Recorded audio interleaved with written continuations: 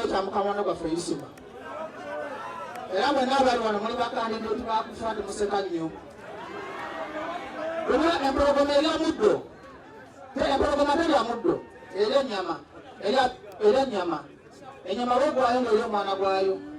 Omwana gwayo ogugwayo nga yo kennyini efa. Kitegeeza ki? Kitegeeza Isuli Saidi gy'abadde awagira buli ssaawa neeranga ng'ate yeetuleese wano mu maziga bw'atayiga era takula mutima olinga ddi. Era bannayuganda mukimanyi ng'ekisinze basibadde embeera embi mutya nnyo okufa. Bonna bonna bali wano muli bazadde mwazaala abaana nina mukwano gwange ebbala musijja mukwekerera. Beebifo bbiri omwana we yafa naye yamuteekamu obuwumbi 3 omwana yagaana okuwona. Nze nali nina mu ngalo bwe kitegeeza Katonda yagaba obulamu. Kubanga ssente n'emmundu tesobola kutaasa, ekikutaasa kiba wa Katonda kubanga eri gyewajjamu ku nsi tewagimanya. Kati bannayuganda mwenna ekibasibye mu mbeera embi mubeera mukuba nduulu mugabe okumanya okuwanira eddembe lyammwe nga mutyo mufa n'emmundu. Mbagezako balabirako n'emukuma mu lwali because tosaawa yonna. Naye bagamba mwempulirize bulungi ebbajjo gye banzaala mwempulirize temukuba nduulu mu myembesejo eno. Naye bagamba ebbajjo gye banzaala taata nzaala yafa, maama yafa, baganda bange baafa ate ne baafa sirimu tebaafa masasi. Kati bwe bwenkuba essasi olw'ennyambye nabutafa na bulumi. Kitegeeza temunaakumanga okutya, temunaakumanga okutiitirwa abasajja bano.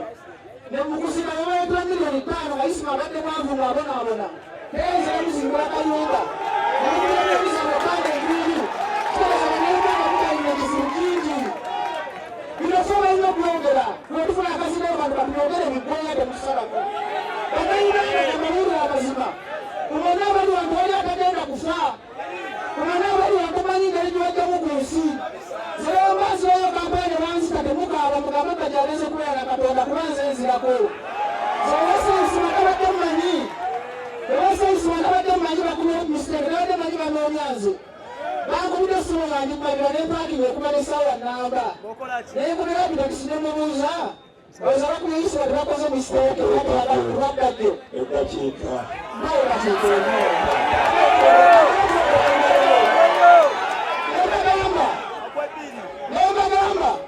Bayinza okuba bakoze mistake nga banoonyaani nga banoonya bbajjo. Naye okufa kwa Isima ate kubera gavumenti ya Pulezidenti Museveni yagwa. Olwekyo omwogezi kiyinza tasobola kukuuma ggwanga nga n'owakulabye okukuuma.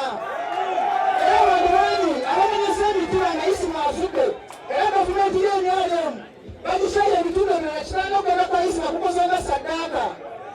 Njagala mbawulire ku mulembe gwa Amini bajjajjaffe abaaliwo. Baba Bishop Jagani Isima ni mutwale nga Bishop Ruhumu. Kaniba amusimu.